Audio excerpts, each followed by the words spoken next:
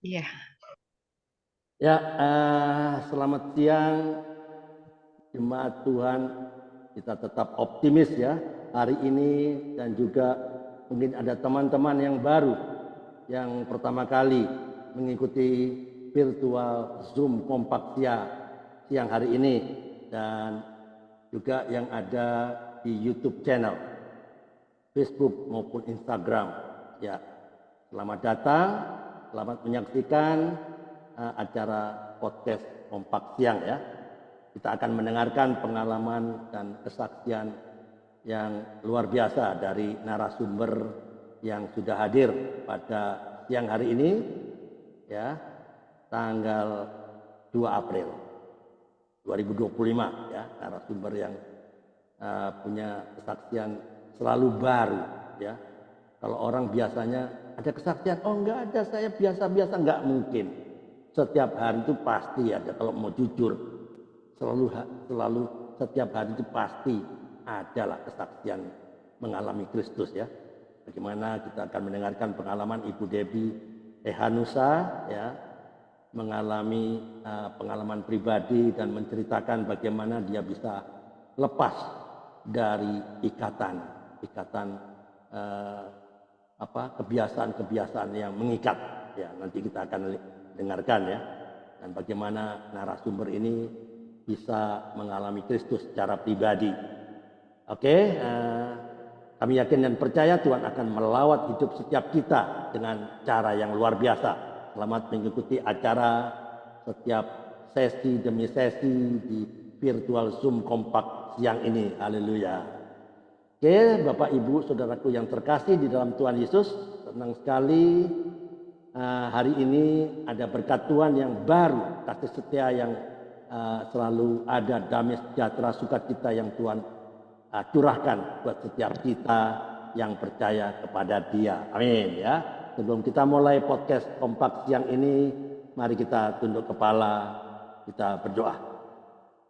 Terima kasih Tuhan Yesus, kami boleh ada sampai dengan hari ini di tempat ini, di virtual Zoom ini, siang hari ini dalam keadaan yang baik-baik saja. Semua adalah karena kasih karunia dan anugerah-Mu, karena perkenananmu Tuhan, karena kebaikan-Mu di dalam hidup kami. Kami bawa hati kami dan kami arahkan mata kami, pikiran kami hanya tertuju kepada Engkau, Allah yang memelihara hidup kami, Allah yang berdaulat atas hidup kami, Yesus Kristus Tuhan. Terimalah kami di dalam nama Tuhan Yesus Kristus. Sama-sama katakan amin.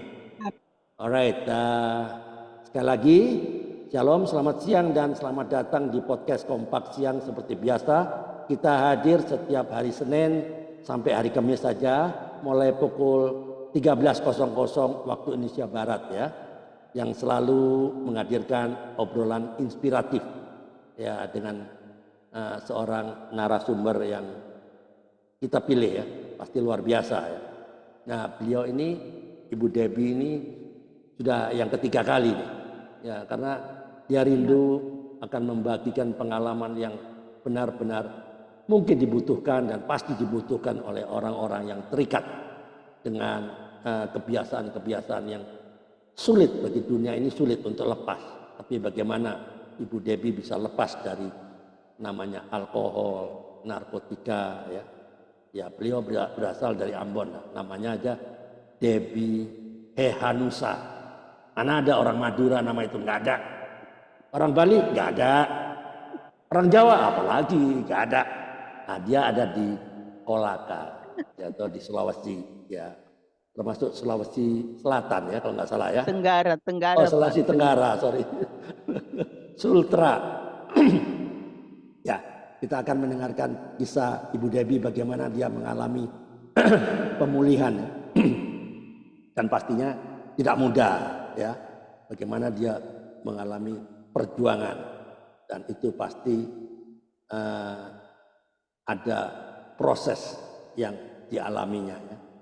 Proses dari Tuhan, jangan ditolak dan jangan banyak protes, karena kalau ada banyak protes tidak ada progres ya enggak. Oke, bagi Anda yang sudah hadir di virtual Zoom maupun yang menyaksikan melalui YouTube channel, Facebook maupun Instagram, Kompak adalah singkatan dari komunitas sepakat, ya, sepakat terhadap apa? Sepakat terhadap firman Tuhan seperti yang tertulis dalam Yohanes 1 ayat 1, pada mulanya adalah firman, firman itu bersama-sama dengan Allah dan firman itu adalah Allah. Ini berarti Alkitab adalah the highest authority, otoritas tertinggi dalam kehidupan orang percaya. The highest authority bukan gereja, bukan pendeta, bukan pastor, bukan dan yang lainnya lah. Otoritas tertinggi adalah firman Tuhan. Jadi siapapun dia, baik gereja, pendeta maupun kita semua harus tunduk kepada firman Tuhan. Alright, bagi Anda yang saat ini sedang menyaksikan melalui YouTube channel, kami mengajak Anda untuk membagikan ya siaran ini ke komunitas yang lain karena ini adalah bagian dari amanat agung ya, seperti yang tertulis di Matius 28, 19-20, pergilah jadikanlah semua bangsa muridku, dan Markus 16 ayat 15, pergilah ke seluruh dunia, beritakanlah Injil, dan Kisah Para Rasul 1 ayat 8. Kamu akan menjadi saksiku. Mari kita bersama-sama terus menyampaikan kebenaran firman Tuhan. Alright, hari ini ya saya perlu sampaikan kepada pemirsa yang ada di YouTube channel mungkin baru pertama kali ya, podcast ini adalah konsepnya adalah tanya jawab ya. Jangan sampai ada pemirsa yang belum kenal apa itu podcast ya. Podcast itu apa? Jadi rasanya kok narasumbernya kok dipotong-potong. Memang ini tanya jawab. Ada komunikasi dua arah ya, tidak satu arah ya. Inilah kita adalah mengedepankan kesaksian si narasumber untuk terus memuliakan nama Tuhan lewat kesaksian dan pengalaman yang dialami bersama Kristus ya. Ya, untuk itulah saya berkewajiban ya untuk menerangkan agar kita semua bisa satu bahasa ya, kita mengerti apa itu podcast. We are all in the same page ya. Alright, mari kita saling menghormati dan menjadikan ruang podcast ini sebagai tempat bertumbuh dalam kebenaran firman Tuhan. Terima kasih atas perhatiannya. Mari kita lanjutkan perbincangan hari ini dengan penuh sukacita. Ya. Ibu Debbie, saya berikan layar dulu ya. Ibu Debbie, saya kasih spotlight for everyone. Oke, spotlight for everyone. Oke, dan saya dibantu oleh Ibu Ariance, saya berikan layar juga. Alright. Oke, Bu Debbie. Selamat siang, Bu Debbie. Apa kabar? Selamat siang, Pak Andre, Ibu Ariance juga, Pak Daniel, Amin. Pak Karel, Pak Saud Napitupulu. Selamat malam. Puji Tuhan, baik, Pak. Luar biasa, Pak Saud ya. Oke, Bu Debbie ini sudah sesi yang ketiga karena dia rindu. Ada banyak hal-hal yang belum disampaikan di sesi pertama dan kedua. Ada mikrofon yang terbuka, ini siapa ini? Oh, Maksi, siapa itu Maksi? Oke, bisa ditutup, tolong ditutup mikrofonnya sementara ini ya, sementara podcast sedang berlangsung. Alright, Bu Debbie, bisa diceritakan ya, mungkin singkat saja, keluarga, tentang keluarga, singkat saja karena mungkin teman-teman yang baru di YouTube channel ya, mungkin belum kenal ya, Bu Debbie. Secara singkat saja, dan sekarang ada di mana, kegiatan sehari-hari apa, dan di mana bergereja. Oke, silakan. The time is yours.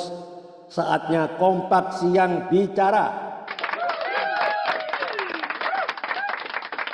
Oke, silakan. Ya, selamat siang, Bapak Ibu yang terkasih dalam Tuhan. Nama saya Debbie Hanusa.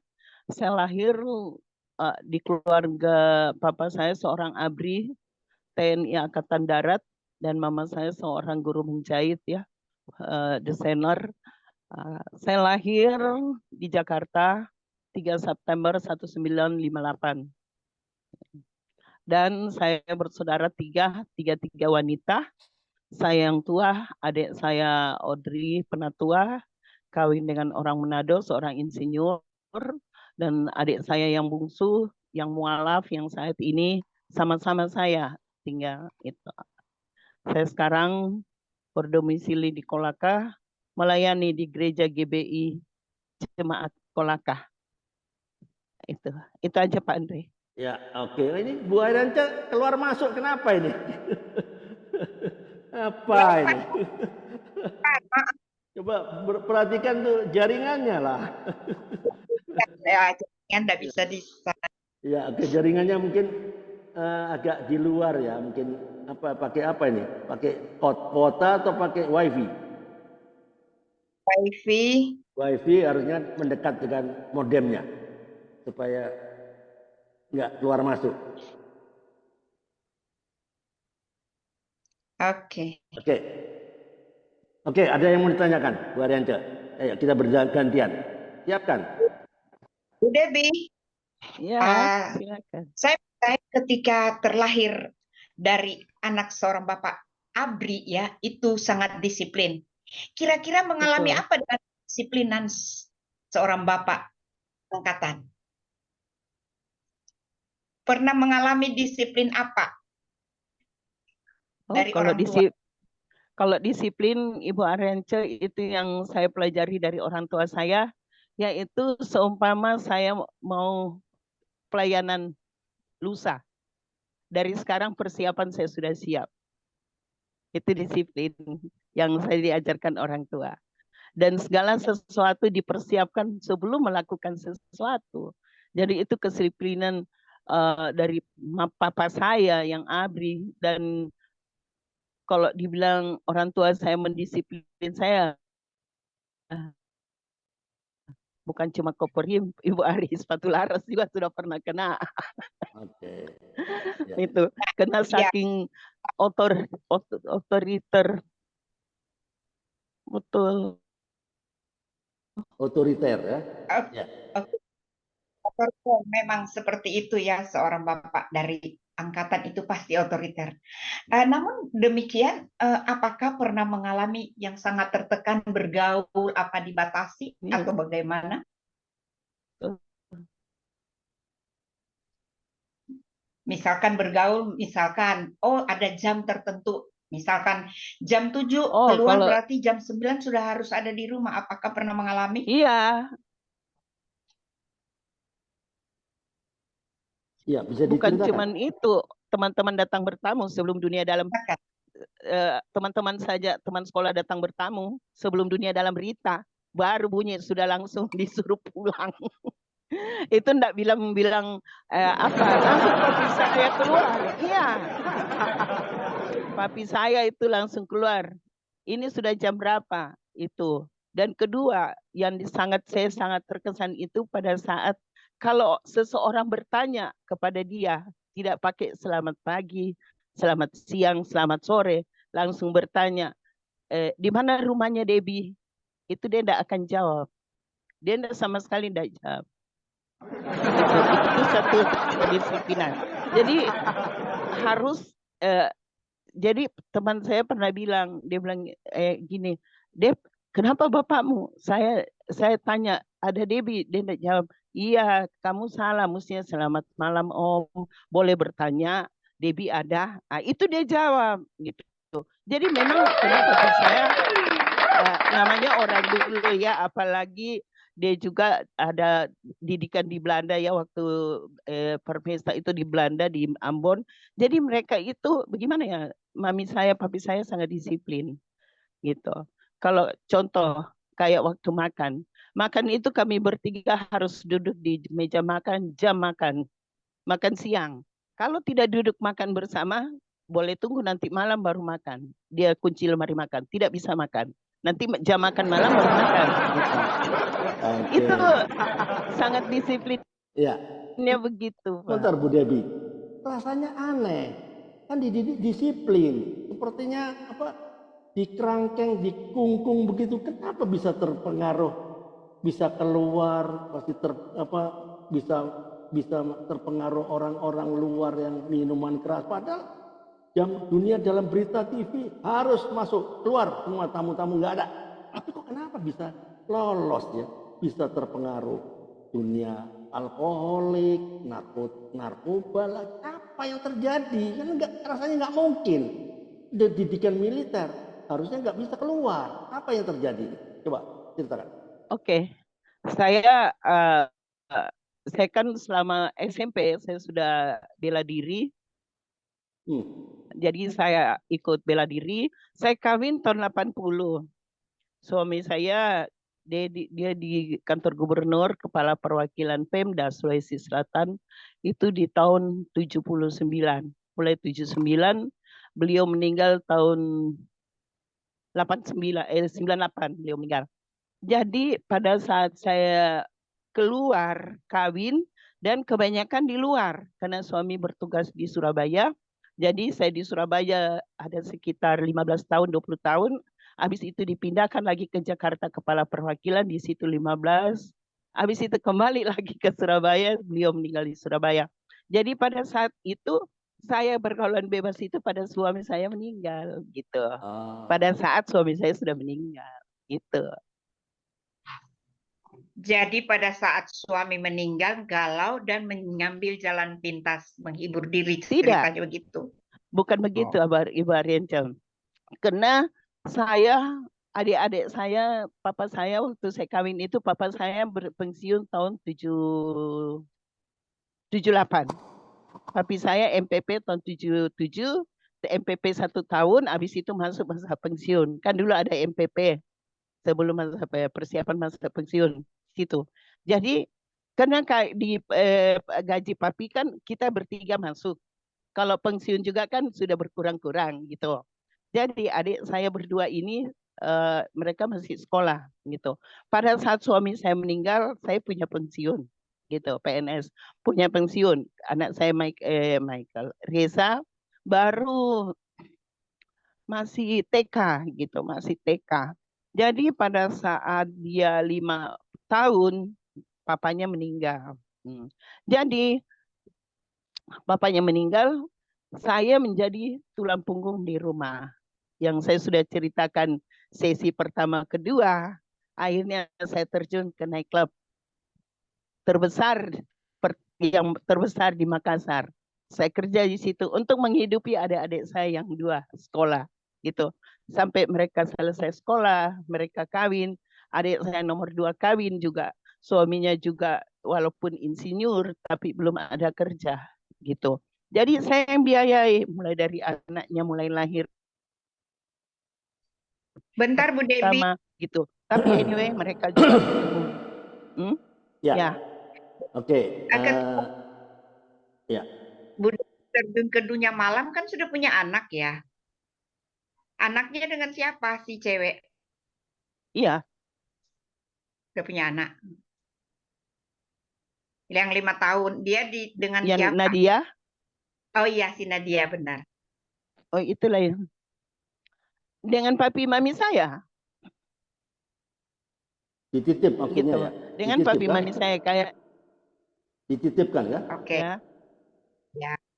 Iya, yang saya cerita sesi pertama kedua itu kan saya waktu itu sering bepergian. Yang anak saya karena dia sendiri cucu laki satu-satunya, papi saya minta dengan saya ke suami saya supaya dia teruskan marga Hehanusa gitu. Jadi ada penerus Hehanusa. Kalau saya kan tidak ada, sudah mati. Kami keluar tidak pakai Hehanusa lagi. Jadi anak saya yang laki-laki yang dikendari itu pakai Hehanusa. Jadi penerusnya kita gitu. Ya, Bu Debbie, apakah itu benar? jadi adik-adik saya bungsu kawin semua itu saya. Bentar ya, saya potong dulu ya, pelan-pelan, supaya kita runut ya. Setelah Bapak meninggal, kelihatannya sepertinya seperti kuda liar ya, lepas dari kandang gitu ya. Jadi mau semau-maunya sehingga pergaulan buruk merusak kebiasaan baik. Apakah begitu? Betul begitu? Nah, mikrofonnya buka. Mikrofonnya tertutup. Papa saya sebelum meninggal, suami saya lebih duluan meninggal. Papa saya meninggal 2004. Oh, apakah nggak ada komen waktu Ibu masuk ke dunia malam? Biasanya kan seorang bapak kan disiplin. Iya, ya. Memang benar dia disiplin. Maksudnya prinsip dia kan saya sudah punya rumah tangga sendiri, kehidupan saya sendiri. Jadi Gitu. dibiarin aja gitu. Ya, dia enggak begitu, kadang dia kasih pandangan, tapi kan kita mau hidup. Saya harus menghidupi anak saya walaupun ada pensiun. Gitu. Oke. Saya harus tanggung jawab adik-adik saya. Itu. Ya. Karena keadaannya ya. Iya, keadaan tahun dulu kan kayak dulu sempat apa ya, yang rupiah jatuh sampai 100.000 jadi 10.000 itu di 98. tahun 98. kayak tahun-tahun segitu yang dolar sampai 7.000 rupiah, 6.000 rupiah itu kan di situ pensiun papi saya sih, walaupun dia seorang letkol, tapi pada saat dia aktif itu kan memang besar, tapi begitu pensiun kan ada potongan untuk BRI gitu. Jadi kan saya enggak pernah mau tahu itu keadaan keuangan orang tua. Saya cuma tahu saya kerja, saya hidupi adik-adik saya dari mereka sampai selesai sekolah, si bungsu sampai selesai SMK, dia kawin dan semua sampai anak-anaknya, semua saya. Jadi saat ini ya saya menikmati aja gitu. Terus kalau bilang alkoholik ya saya kerja di karaoke, dari night club tutup, saya kerja di karaoke yang istilahnya hitung hitung penutup botol. Jadi satu penutup botol itu 25 rupiah. Gaji pokok 50.000. Makin banyak saya minum, makin banyak saya dapat. Gitu. Akhirnya saya jadi alkoholik. Satu hari kalau saya tidak minum itu, badanku sakit. Dari itu. Ya. Apakah waktu di diskotik masih tetap terus ada training latihan bela diri atau bagaimana? Saya berhenti di tahun 80 pada saya selesai 79 saya ambil sabuk hitam, 80 di bulan April saya kawin, saya masih melatih, saya melatih di Poltabes Makassar, polisi, makanya banyak polisi yang tua-tua kenal baik gitu, saya melatih di situ. Akhirnya Pak suami minta untuk berhenti, ya saya berhenti karena kami harus pindah ke Surabaya. Jadi di situ bela diri saya berhenti. Wah, sabuk hitam ya. Wah, keren ini. Luar biasa. Sabuk hitam loh. Ya, oke. Lanjut Bu Arianca. Oke, dengan bekal sabuk hitam itu, maka sehingga Bu Debbie lebih berani ya di dunia hitam ya. Dengan bekal itu atau ada yang lain?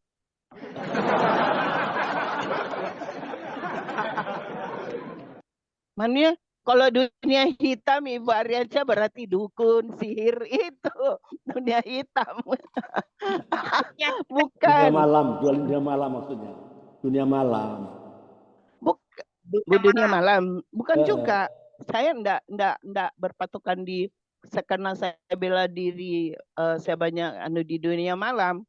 Terus terang saya banyak temani orang-orang gitunya, seumpamanya kayak anak-anak bupati gitu, saya temani mereka kalau mereka pergi dugem gitu, saya yang jadi pengawal mereka gitu, kayak penyanyi kayak Mitibaan gitu, gitu. Karena terus terang saya enggak pernah pakai rok, baru akhir-akhir setelah bertobat baru pakai rok. Karena saya pakai celana panjang terus, celana panjang, celana pendek. Iya, nggak pernah pakai. Tomboy ya? Tomboy, oke. Iya, kalau aneh ini. Apa itu? Apa itu? Nggak kelihatan. Ini piagam karate saya. Oh. Nah ya. Piagam apa itu? Sabuk hitam kan? Ya. Ya. Oh ya. Oke. Ya, itu. Alright. Jadi tapi Bu Debbie. Itu jadi Bu Debbie, saya ya. Apakah dengan bekal ban hitam itu pernah nggak masuk ke Kejurnas atau PON keberapa? Pernah? Karena begini, ini piagam saya dapat waktu daerah se-Sulawesi. Piagam ini saya dapat. Karena begini, karate itu kan terpisah kayak komite-komite itu tidak bisa yang fight itu jarang perempuan ikut komite. Perempuan hanya mengatraksi istilahnya kata dalam kalau karate kata. Kata itu atraksi gerakan-gerakan gitu. Perempuan jarang ikut komite. Kalau komite itu biasanya laki-laki dengan laki-laki gitu. Jadi jarang gitu. Hanya atraksi. Kalau tingkat itu saya sudah pernah sampai baru tingkat daerah untuk sampai tingkat internasional belum. Kalau tingkat daerah sudah. Iya, Bu Debbie, Kalau tingkat daerah sudah. waktu menggeluti dunia malam dengan jadi bodyguardnya anak-anak pejabat segala macam. Bagaimana tentang kehidupan rohani waktu itu, Bu Debbie? Apakah sudah terlepas sama sekali dari teman-teman komunitas Kristen, atau bagaimana? Atau sudah lupa gereja atau bagaimana? Cerita. Bukan lupa lagi, memang tidak ada ingatan. Oh, bukan lupa lagi Pak, memang tidak ada ingatan. Iya, apakah komunitas Bu Debbie nggak ada yang mengajak? Kamu kemana kok? Memang kami ini ada nggak seperti itu? Yang teman-teman? Tidak ada Pak, nggak ada komunitas Kristen, nggak ada. Nggak, yang teman-teman sahabatnya Bu Debbie, ayo kita ikut komsel ini itu nggak ada? Tidak ada. Karena dulu saya kan masih GPIB, belum masuk di karismatik. Oh iya, jadi teman-teman GPIB pun nggak peduli ya? Mereka nggak peduli. Cuma mereka kalau pada saat ada pertandingan voli antara sektor itu saya ikut. Terus pertandingan gerak jalan cepat itu berapa kali saya juara di situ antara wilayah kayaknya dari GPIB Bukit Zaitun, GPIB Mangamaseang itu kami bertanding di situ. Di situ biasa saya ikut. Yang begitu-gitu ya, yang mengenai kegiatan rohani sama sekali nggak ada, nggak ada. Rohani komsel nggak ada. Teman-teman komsel pun nggak peduli gitu ya? Nggak ada. Itu saya aktif pada saat saya belum kawin, masih remaja, mulai remaja pemuda itu aktif gitu. Ikut paduan suara itu aktif, tapi setelah saya kawin, saya keluar Makassar, terus suami meninggal, akhirnya saya terjun ke dunia malam, itu sama sekali putus, tidak ada sama sekali. Ya, oke, lanjut Bu Arianca. Bu Debbie, ketika di dunia malam itu, ya namanya dunia malam tuh ngeri-ngeri sedap kan? Yang sedap itu pasti pribadi yang ngeri-ngeri. Nah sekarang pernahkah mengalami suatu ini sudah ini kah? Sesuatu perlakuan yang tidak enak ketika di dunia malam? Sama sekali enggak ada Bu Ari. Takutlah semua, dia ban hitam bagaimana ini ya? Dia ban hitam, mana berani? Enggak ada, sama sekali enggak ada. Kalau tadi dikatakan mengkonsumsi ya narkoba, awalnya itu bagaimana? Mulainya itu gimana? Terima kasih. Ya, ini saya disclaimer dulu ya. Itu narkoba mulai ada di... Bu Debbie, saya disclaimer dulu. Oke, ini pertanyaan yang mungkin makin mengarah ya. Bu Debbie bisa punya hak untuk tidak menjawab ya jika pertanyaan-pertanyaan yang mungkin sensitif ya. Bu Debbie bisa berhak untuk tidak menjawab. Ya, pertanyaan dari saya, pertanyaan dari Bu Anita dan pertanyaan dari teman-teman semua. Oke, silakan.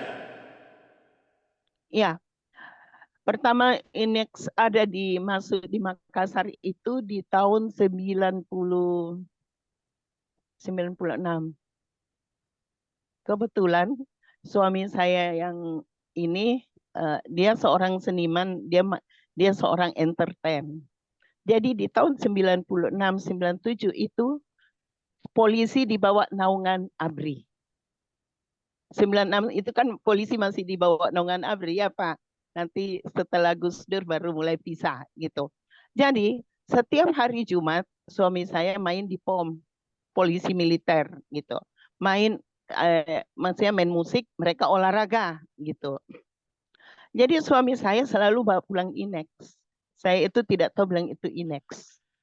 Dia bawa segompok gitu dengan ada teman-teman dari POM gitu. Datanglah kami kos, datanglah ke kos. Dia bilang begini, mereka panggil saya G. G, coba dulu ini. Biar orang Manado, biar nganan ndak goyang, dia goyang sendiri. Jadi saya coba, saya putar musik, saya diam-diam kenapa ini saya tidak goyang-goyang gitu. Akhirnya kamu saya buka kulkas, saya ambil bir. Saya coba pancing ambil bir. Kenapa enggak goyang? Akhirnya gitu ternyata itu Bapak Ibu itu sudah numpuk itu Inex itu di tubuh saya. Akhirnya mereka bilang, ayo kita, iya, kena enggak goyang? Ayo kita ke diskotik malamnya. Saya pergi ke diskotik, di situ saya tumbang. Itu di diskotik tak tumbang. Begitu saya jatuh di hall gitu, orang lagi goyang di hall, langsung kebetulan DJ-nya itu teman anak-anak, maksudnya teman kami, mereka langsung kasih lampu gelap, saya dibopong, dibawalah ke rumah sakit Stella Maris dengan mobil POM gitu. Jadi polisi datang, mereka ya saya di cover lah dengan polisi militer. Jadi polisi tidak akan bergerak karena polisi di bawah naungan militer ya, mereka takut sama POM ABRI. Jadi mulai dari saat itu setelah sadar saya jadi ketagihan gitu. Inex. Nah, Inex itu ada berapa macam? Di situ ada Playboy. Jadi kalau Playboy itu kita kegenitan gitu. Kalau minum itu kita kayak hasratnya gimana? Stop. Terus kalau enggak usah diceritakan, enggak usah diceritakan yang itu. Ya, enggak usah. Jadi intinya yang saya mau tanya, selama dunia malam, apakah nggak ada pikiran dari Ibu Debbie ya? Mungkin ada saat berdoa kah atau baca Alkitab, apa sama sekali lupa sama sekali atau bagaimana? Sepertinya saya nggak masuk akal. Ya, gitu. Ya coba cerita. Bukan lupa Pak, sama sekali tidak. Kalau lupa sih berarti masih ingat. Ini sama sekali tidak. Nah, itu apa yang menyebabkan kok tidak itu karena apa gitu loh? Sepertinya nggak masuk akal. Ya. Komunitas yang salah. Oke. Nomor satu komunitas, nomor dua suami juga hidup di dunia malam, jadi sama sekali enggak ada. Ya, jadi teman-teman yang ada di YouTube channel, yang ada di Zoom, yang ada di Facebook, Instagram, perhatikan ya, karena firman Tuhan tidak pernah salah. Karena apa? Pergaulan yang buruk merusak kebiasaan baik. Itu firman Tuhan itu ya dan amin. Dan ini sudah contohnya. Ada lagi yang penting apa? Ada suatu pepatah dunia bilang, Ibu Debbie, ceritakanlah teman-temanmu, maka saya akan katakan siapa dirimu. Nah, itu dalam suatu kenyataan yang dalam. Ceritakan teman-temanmu, maka saya bisa menceritakan siapa kamu. Wow, keren gak? Nah, itu artinya itu. Oke, pada saat ini kan orang sudah ketagihan narkotik lah, alkohol lah. Bagaimana kok bisa lepas? Padahal susah kan untuk lepas. Coba ceritakan, bagaimana bisa lepas? Atau ada seseorang yang mempengaruhi di situ atau bagaimana? Juga, Pak. Oke. Enggak juga. Jadi dari Inex itu saya beralih ke sabu-sabu. Oke. Dari sabu-sabu saya beralih ke heroin. Jadi sudah semua Pak. Ya, bagaimana kok bisa bisa lepas itu dari mana itu bisa? Kan sulit bisanya. Sulit. Biasanya orang lepas kalau sudah di penjara lah, kalau sudah di rumah sakit lah, kalau sudah di kuburan lah. Nah ini kok belum apa-apa kok bisa lepas? Bagaimana? Tekniknya bagaimana? Saya itu overdosis sudah 3 kali. 3 kali masuk rumah sakit. Oh. Tapi Karena ketergantungan dengan ini ya, dengan sabu-sabu itu. Jadi saya sempat ditangani dengan dokter saraf. Kebetulan dokter saraf itu sahabat saya, sama-sama dari SMA, terus dia kuliah gitu. Saya kawin, dia lanjut kuliah kedokteran. Ya dialah yang sering kasih edukasi. Kau jangan begini, akhirnya dia suntik. Makanya saya sering begini, itu pengaruh. Dia sempat suntik di belakang leher ini, ada sampai 3-4 kali ya di situ. Tapi belum ngeh juga, belum sadar juga. Ya, pada saya sadar itu, saya di tahun 2005 saya bilang, bukan 2005 ya, 2004 itu saya sudah terima Tuhan Yesus sebagai Tuhan dan Juru Selamat saya. Saya sudah dibaptis, tapi masih jatuh bangun juga. Yang saya cerita di sesi yang pertama kedua, di tahun 2005 itu yang saya bilang saya sudah bertobat, tapi saya masih narkoba juga. Masih. Dan saya bertobat total itu pada saat saya berganti komunitas. Saya pindah di Kendari, saya berkomunitas dengan orang-orang anak Tuhan, dan saya dibina di situ. Saya jauhi orang yang minum-minum, saya jauhi orang-orang yang judi karena saya penjudi, saya jauhi orang-orang yang narkoba. Disitulah Tuhan mengubah saya. Jadi perubahan itu bukan dari orang, dari kita sendiri. Siapa bilang? Oke, lanjut. Narkoba itu bisa lepas kalau kita sendiri yang mau lepas. Iya, narkoba itu bisa lepas kalau kita mau lepas. Ya. Saya tuh sampai sudah dibilang, yang saya belum sentuh itu puto atau morfin itu sama sekali tidak. Ya, mungkin nggak ada. Kalau ada, kenapa mungkin, tidak? Mungkin tersentuh juga ya kalau misalnya tidak, ada. Tidak sama sekali Pak Andre. Ada barangnya. Karena jeleknya itu morfin dengan puto itu pada saat mereka sako, makanya badannya kan diiris-iris. Itu darahnya dihisap. Nah, itu puto sama morfin. Makanya kenapa orang yang iris-iris tangan itu mereka morfin atau putau. Nah, itu. Jadi pada saat mereka sakau, mereka itu iris dan darahnya yang mereka isap. Gitu. Makanya saya tidak pernah sentuh itu. Kebetulan juga teman-teman saya, teman-teman yang berkelas lah, yang cuma heroin gitu, sabu, ganja, ya itu aja Pak. Ganja. Jadi saya tidak pernah bergaul yang orang-orang putar. Oh, nggak ada. Teman-teman kalau ada yang mau bertanya silakan buka mikrofon dan bertanya ya. Saya beri kesempatan. Nggak ada bertanya lagi. Tanya. Mungkin Pak Siapa? Saud. Pak Saud. Pak Napit. Silakan Pak Saud. Ada Pak Saud, ada Pak Mabdi, ada Bu Diana, ada Pak Karel, ada Pak Bambang. Ya, ada yang mau bertanya? Silakan buka mikrofon dan bertanya. Kalau nggak ada, kita berdua yang tanya. Oke, Bu Arianca, silakan. Terima kasih Pak Andre. Karena sudah terjun kedua ya, kesekian kali ada narkoba, ada miras. Nah, yang mana yang paling parah Bu Devi? Ada judi. Yang paling parah itu ya narkoba. Tapi puji Tuhan juga saya tidak pernah jadi penjual, saya pemakai. Saya pemakai itu sampai rumah habis, sampai kalau bilang sako sekali itu sampai celana jeans saya jual. Itu kalau sako.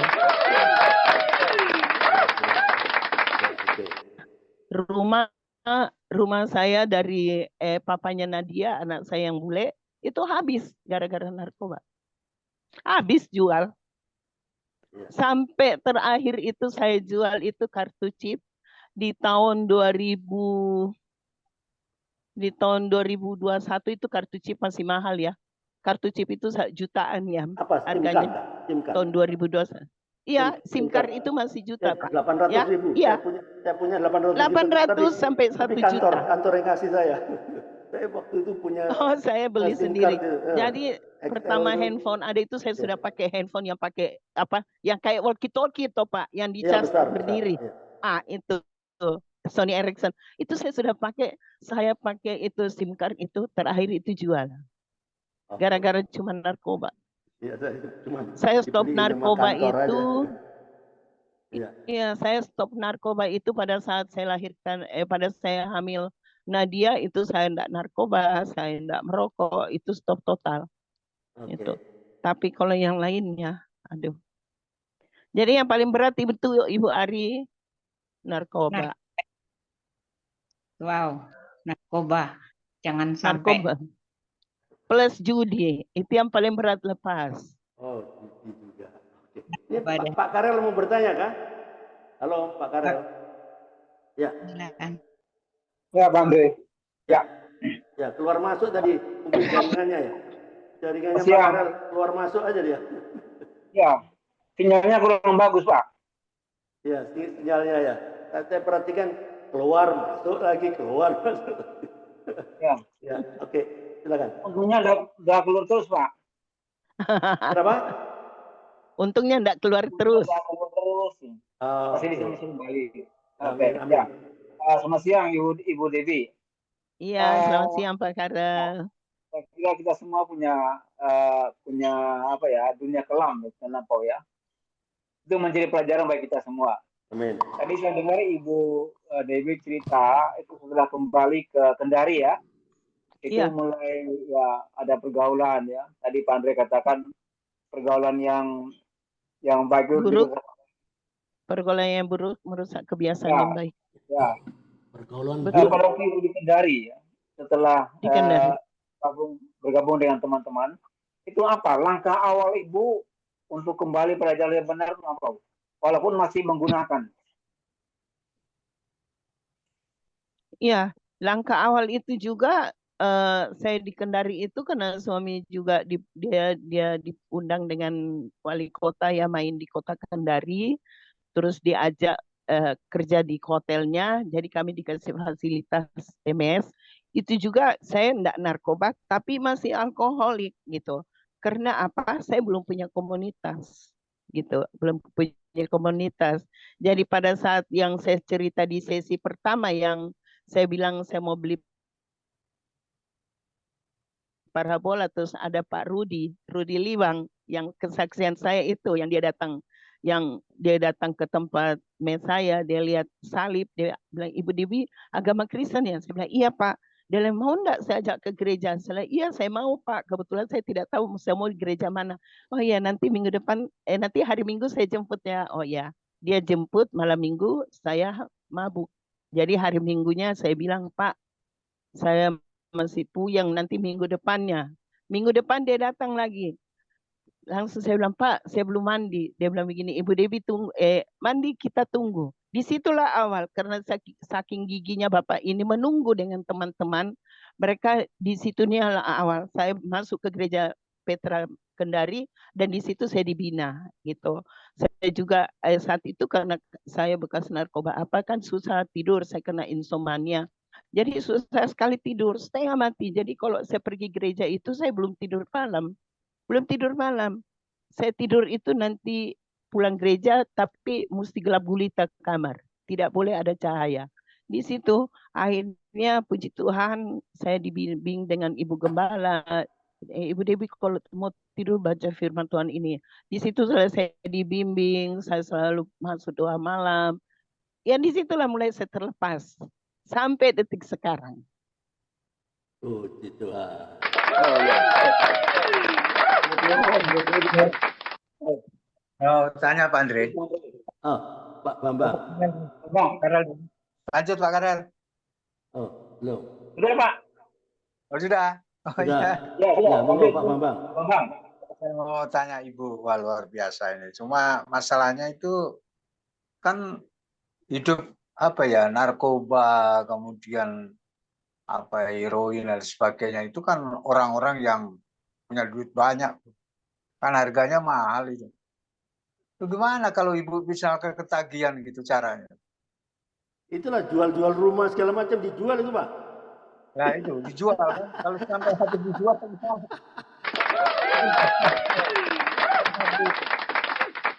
ya. Gimana Bu itu ya?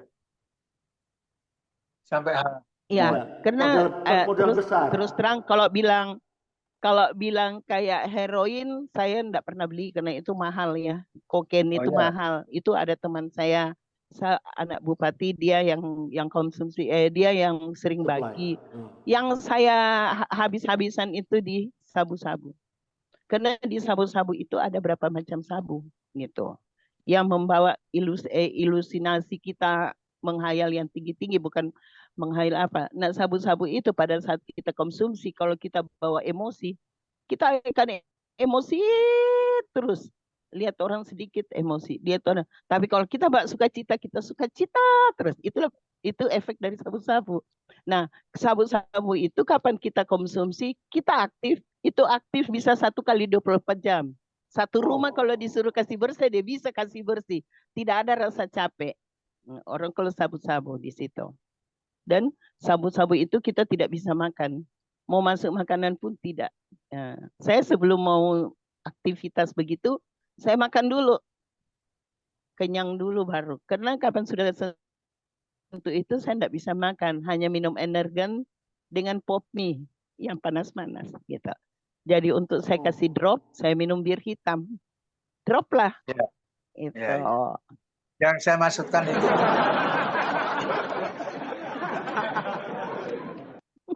yang saya maksudkan Ibu, ketika Ibu itu ada keinginan itu, kemudian nggak ada uang untuk ada beli. aja Pak caranya. Kalau soal kayak itu namanya kalau Gimana? kita orang kalau narkoba istilahnya sakau. Pada saat Ya, dia sakau segala macam cara, apa yang dia lihat bisa jual, yang penting ada. Itu. Yang penting ada barang. Yang satu asal tidak menipu atau mencuri. Kalau menipu dengan mencuri Pak sudah kena 3 pasal. Narkoba, mencuri, menipu kena 3 pasal. 1 pasal saja. Jangan 3 pasal. Segala macam. Jadi saya habis-habisan Pak. Terakhir itu yang saya bilang itu celana jeans itu habis. Gara-gara itu ya itu juga lucu. Kebetulan yang menjual itu seorang polisi. Dia jual ke saya itu, saya pikir itu sabu. Saya pulang ke kos, saya coba ternyata itu apa ini? Bukan potas. Apa itu kayak Racun tikus kan? iya itu sebut Racun ikan. potas. Racun ikan. Bukan istilahnya apa itu Ibu Ari, kayak potas kayak gitu. Dia jual ke saya itu palsu. Jadi bukan asli. Jam 4 subuh saya pakai jaket kuda. Saya datangi rumahnya. Saya datangi, saya minta uang saya kembali. Itu saya kalau masalah narkoba saya termasuk jahat. apa sudah sampai habis bis atau masih ada baru bertobat itu Bu? Oh, bukan soal bis-bisnya Pak.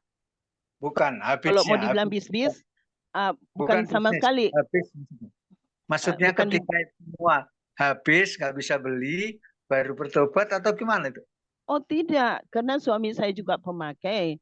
Kalau soal habis tidak, karena kami pindah di Kendari itu kan suami saya kerja di hotelnya wali kota Kendari. Jadi kalau dibilang uang ada, kalau kita mau beli.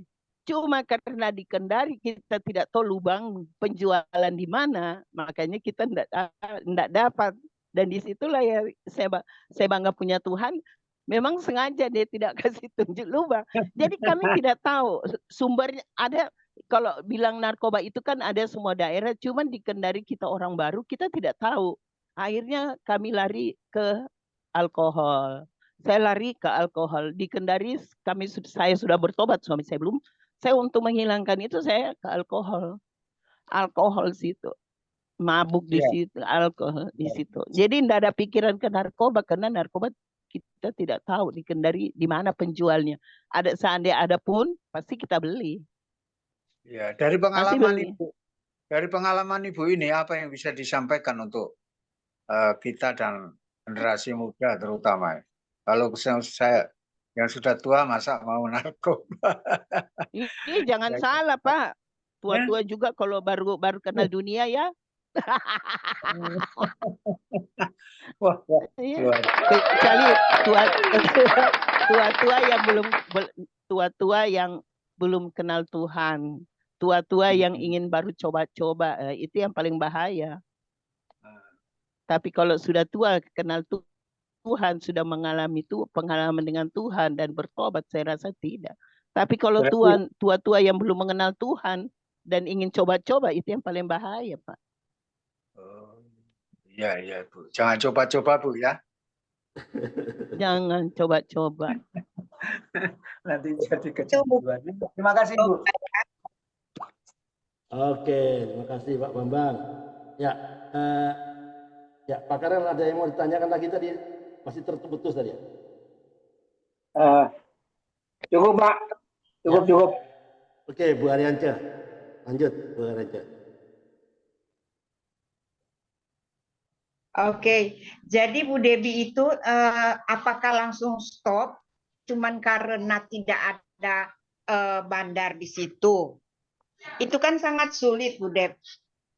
Iya. Ya, pasti itu mengalami kayak model ya kata orang ketika sudah tidak mengkonsumsi kayak sakau begitu. Itu kan mengerikan. Iya, Apakah betul. dengan apa? Miras ya? Apa itu jalannya Karena atau kalau ya bukan juga itu Bu Ali. Bukan karena mirasnya. Karena memang gimana ya caranya? Bukan juga bilang tidak tahu bandar di sini di kota Kendari ini tidak. Memang kami tidak tahu ada bandar narkoba di sini sama sekali tidak tahu dan komunitas yang saya temani juga sudah komunitas sehat. Sudah anak-anak Tuhan semua. Jadi enggak ada terpengaruh lagi karena dari Senin sampai Minggu itu ada kegiatan mereka jemput terus karena dia tahu kan keadaan saya yang harus didampingi. Jadi mereka jemput. Jadi kadang mereka tidak ada ibadah, kita di gereja bikin acara, ya ada saja. Mereka jemput jadi pulang sudah jam 10 kita sudah tidur. Jadi tidak ada pikiran lagi di situ. Pikiran enggak ada sama sekali. Karena nggak jadi pergantian komunitas. ya ada komunitas yang benar sehingga Betul, bisa bebas. berubah. Puji Tuhan. Iya, Oke, kalau lanjut. nggak ada komunitas Ya, yang benar, ya, Bu Debi. tidak Saya mungkin ingat berubah. ya, Bu Debi, saya ingat tadi waktu sedang menikmati sabu-sabu ke apa itu ya. Kok merasa tidak mengantuk, tidak susah tidur, ya enggak? Tidur bisa di tempat yang gelap. Nah, kalau kurang tidur, waktu itu diajak Pak Rudi Liwang ke gereja, apa enggak ngantuk di gereja? Tidak. Coba. Wah, Tidak. biasanya di gereja itu tempat tidur yang enak, kata orang loh. Kata orang kalau baca Alkitab itu tidak, obat Pak. tidur yang enak, kata orang. Jadi terus terang perubahan itu ya saya alami itu anak-anak saya juga berubah ya. Contohnya anak saya peminum, anak saya yang laki-laki si Reza itu peminum. Saya kok saya diskotik dia juga. Jadi kami pergi diskotik itu ya suami anak makan. Itu akhirnya setelah itu berhenti ya saya istilahnya apa obat koplo. Jadi semua Pak koplo itu sudah saya rasain. Untuk ada sabu saya minum obat koplo itu. Oke, Bu Debi. Pada saat saya berubah anak-anak juga stop semua. Oke, right. Kira-kira, Pak Karel, silakan Pak Karel. Ya, mau saya off kamera ya. Oh iya, nggak apa-apa, Pak. Iya, Pak Andre. Ya, silakan Pak Karel mau tanya, boleh. Ya, kalau boleh tahu ya, setelah Ibu bergaul dengan teman-teman di gereja, ikut persekutuan, langkah awal apa yang Ibu buat masuk dalam pelayanan? Halo? Ya, Ibu Debbie bisa dengar tadi suara Ya. apa? Suara Pak Karel dengar nggak pertanyaannya? Iya, Ya. dengar Pak. Ya. Langkah awal itu saya masuk di pelayanan karena kami di GPT ini tidak bisa langsung melayani ya. Ada kriteria-kriteria untuk kita bisa melayani, apalagi khusus untuk di altar gitu. Saya hanya ikut saja, dan di situ akhirnya saya diajak singer ya di gereja. Dari singer itu terus yang kayak sesi lalu saya sudah cerita, saya kerja di sekolah ya, saya sekolah PAUD, ngajar anak-anak PAUD gitu di Kingdom, sekolah Kingdom. Akhirnya saya bisa masuk buka rumah singgah di Kota Kendari untuk anak-anak pemulung. Ya di situlah Pak Karel awal pelayanan saya di anak-anak pemulung dengan di rutan. Di rutan saya ambil untuk daerah narkoba, bukan yang untuk ini, bukan yang narapidana yang bukan narkoba. Jadi khusus narkoba memang saya minta kepada kepala rutan, saya mau beredukasi kepada anak-anak yang kena narkoba gitu. Karena saya sudah pengalaman semua jenis narkoba yang saya sudah alami, bagaimana Tuhan juga memulihkan kehidupan saya dari narkoba, keterikatan saya dengan narkoba. Jadi saya itu adakan edukasi di rutan di Kendari, di Sulawesi Tenggara itu. Akhirnya saya juga masuk ke rutan-rutan yang ada di Bau-Bau, di di Bau-Bau, di Raha itu, sampai di Kolaka ini. Saya masuk untuk menjelaskan bahayanya narkoba untuk anak-anak muda, dan itu saya terapkan bukan di narapidana yang di luar ini. Saya tidak masuk di luar narkoba, saya masuk yang narkobanya, karena memang saya mau anak-anak bangsa ini harus berhenti dari narkoba. Bagaimana caranya berhenti narkoba, ya saya jelaskan trik-triknya supaya mereka bisa mengerti. Bukan orang lain yang bisa merubah mereka, tapi mereka sendiri. Dengan jalan apa? Dekat dengan Tuhan, baca firman Tuhan, cari komunitas yang sehat, bergaul dengan orang-orang yang sehat, bergaul dengan orang-orang yang tidak terlibat dalam narkoba, dalam judi, dalam alkohol itu jauhkan semua. Kalau kita masih berkomunikasi dengan mereka, 100% akan kembali lagi. Itu. Walaupun sudah bertobat, ya, walaupun sudah bertobat 5 kali dibaptis di Sungai Yordan, tapi kalau kembali bergaul dengan komunitas yang sama, akan kembali, Pak. Kayak dulu saya kalau berapa tahun ya, kalau saya cerita narkoba itu, pasti ini, perut sakit, langsung kayak mau boker. Itu orang kalau bekas narkoba. Kalau kita orang yang bekas narkoba, cek dia masih terikat atau tidak. Kita cerita tentang narkoba. Kapan dia bilang tunggu dulu, saya mau pergi buang air, berarti dia masih ada sisa-sisa yang dia bisa kembali orang-orang itu. Tapi pada saat kita cerita narkoba tidak ada reaksi di dalam tubuh kita, berarti benar-benar itu orang sudah bebas. Tapi kapan kita cerita terus dia bilang, aduh perut saya sakit, saya mau boker lah, kepala saya sakit, berarti masih ada sisa-sisa narkoba di tubuhnya. Gitu. Itu saja kuncinya, mengetahui kalau orang itu sudah benar-benar lepas dari narkoba dan tidak bisa kembali dengan orang yang belum terlepas. Kena kayak halusinasi. Jadi kalau kita cerita tentang narkoba, biasa orang yang halusinasi itu kayak masih harus sakit perutku gitu. Itu karena masih ada di dalam dirinya. Tapi kapan dia sudah terlepas 100%, mau cerita apapun tidak ada pengaruhnya. Dia tidak rasa sakit kepala, tidak rasa mau boker. Coba aja, kita bisa tes kalau orang yang bekas narkoba. Cerita gitu, kalau masih dia rasakan, berarti dia masih bisa kembali. Tapi kapan kita cerita dia tidak punya reaksi, karena itu kan ada kayak saraf ya, sarafnya itu masih bekerja. Gitu. Jadi saya dulu kalau tidur itu sampai kejang-kejang. Jadi kalau tidur mesti ditinis, itu baru saya tenang itu. Oke. Itu Pak. Ada lagi memang Pak orang serang Bentar. saraf. Bentar. Pak Karel mungkin masih ada lagi? Ya, setelah Ibu layani di rutan katanya lah ya, mereka Ya. anak-anak yang narkoba. apa punya kontak lagi setelah mereka keluar, Bu? Punya kontak Iya, mereka? kontak mereka saya ajak di gereja kami untuk masuk komunitas youth, Oh, youth. masuk di youth di gereja saya di Makassar dan di Kendari. Mereka dirangkul dengan anak-anak youth gereja kami. Akhirnya mereka sekarang bisa menjadi leader-leader anak-anak Hebat. muda ke depannya. Wow. Ya, banyak. Terima kasih, Bu, Iya. Bu Devi. Yang paling banyak itu di Makassar. Di Makassar paling banyak yang sudah masuk. Ada yang masuk di YAS, ada yang masuk di Mawar Saron, tapi yang paling banyak di gereja saya. Gereja Bu Itu. Devi apa itu? GBI ya? Ya, Gerejanya Bu Devi apa? GBI. saya GPT Petra Makassar. Apa itu? Gereja Tabernakel. Oh, GBT. Oke. Ya. Tabernakel. Oke.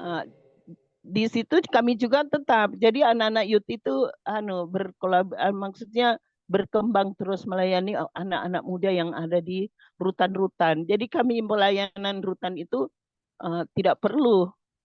Kalau bagi saya pelayanan rutan itu penting. Ya, Tapi betul. bagaimana caranya untuk bisa mereka berubah? Ya, Ya. untuk kita yang sudah pengalaman, kecuali kalau kita pengalaman mencuri, bagaimana caranya bertobat dari mencuri? Melayani orang yang mencuri di rutan, Amin. supaya dia keluar, dia tidak mencuri lagi. Ya, Jangan ya. kita narkoba melayani pencuri. Jangan melayani pembunuh, tidak masuk, Pak. Mereka Ya. tidak akan berubah. Betul. Mereka tidak akan bertobat. Ya, Tapi kalau kita punya bidang masing-masing, kalau kita pernah mencuri, kita layani yang pencuri. Kita pembunuh, kita layani pembunuh. Bagaimana caranya kita bisa bertobat? Kita melayani orang pembunuh supaya dia juga bertobat. Spesialisasi ya. Iya. Jadi kalau kita narkoba, saya narkoba, saya maksimal. layani pencuri pembunuh, tidak masuk, dia tidak bertobat, Pak. Ya. Malah jadi keluar jadi mencuri juga. Iya. Tapi kalau kita narkoba, kita masuk pelayanan narkoba. Jadi anak-anak itu kena terus terang. Anak-anak narkoba, anak-anak muda itu nomor satu ya pergaulan. Nomor dua ikut tren. Itu. Nomor satu pergaulan. Nomor dua ikut tren. Kalau tidak narkoba, kau dibilang kampungan. Itu. Kedua. Nomor tiga itu mereka kurang ini. Maksudnya kurang rangkulan dari orang tua di situ. Ya. Jadi saya terus terang saya sayang sama anak-anak begitu. Oke. Saya lebih rangkul mereka, makanya mereka panggil mami. Oke, saya sapa dulu Pak Maksi. Halo Pak Maksi. Bukan Maksi ini ya. Ibu, Pak. Ibu Maksi lah ini.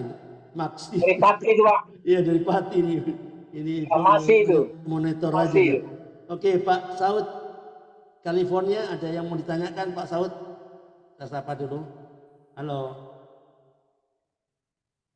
Halo Pak Saud, nggak monitor. Ya, oke. Waktunya nggak banyak sudah.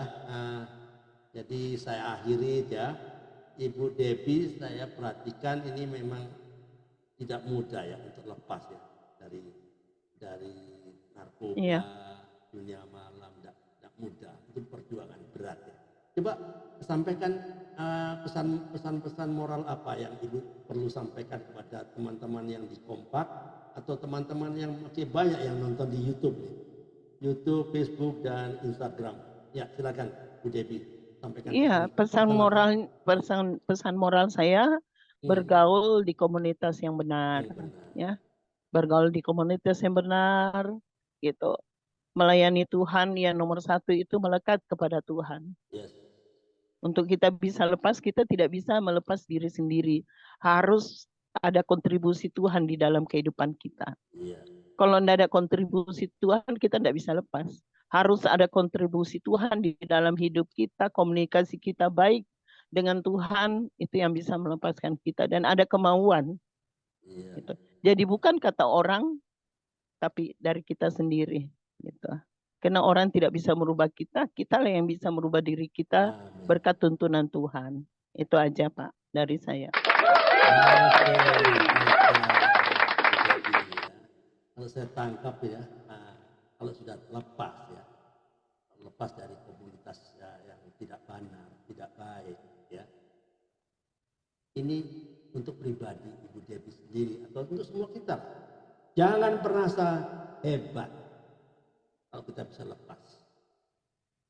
Kalau kita bisa lepas dari dunia itu, dunia yang menggigit kita, jangan pernah merasa hebat. Karena semua butuh kasih karunia Tuhan. Benar. Jangan pernah merasa engkau Dan ada lebih ayat dari yang lain, ya, lebih daripada orang lain. Kalau kita bisa semua karena anugerah, kalau kita bisa jujur, ya, tanpa Tuhan kita tidak akan pernah mampu, bahwa dengan diri kita sendiri kita tidak akan sanggup memperhitungkan sesuatu seolah-olah itu pekerjaan kita sendiri. No, bukan. Itu bukan pekerjaan Bu Dewi. Ada campur tangan ya Tuhan. benar. Tapi sadarilah bahwa kesanggupan kita adalah pekerjaan Allah. Allah turut bekerja. Hanya, perhatikan ya, perhatikan saya ke depan. Kalau mau jujur, hanya untuk bangun setiap pagi hari aja, itu kan butuh anugerah Tuhan. Ingat, bisa bernapas, kita butuh pertolongan Tuhan. Untuk bisa makan saja, kita butuh pertolongannya. Andalkan Tuhan selalu dalam hidup kita semua. It doesn't matter who has the credit. God will glorify His people when it is His time. Waktu Tuhan itu yang bisa sebetulnya yang Bu Devi bisa lepas. Itu ada waktunya. Ada waktu Tuhan.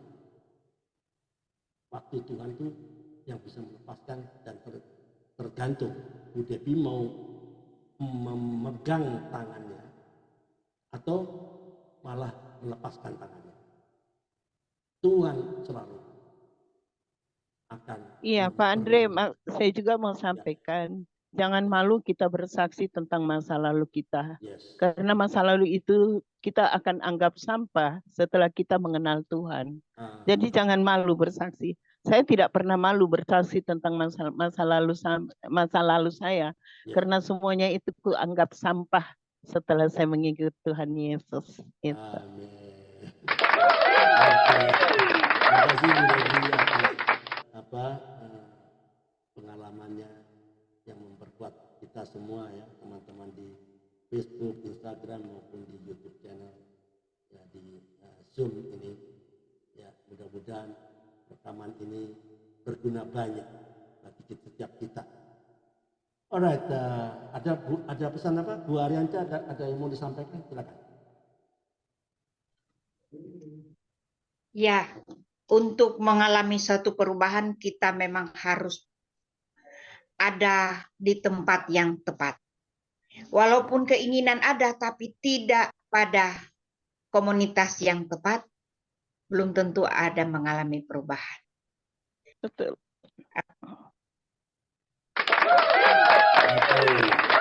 Terima kasih Ibu Arianca, Ibu Devi atas kesaksiannya. Kita akan kembali ke sesi selanjutnya.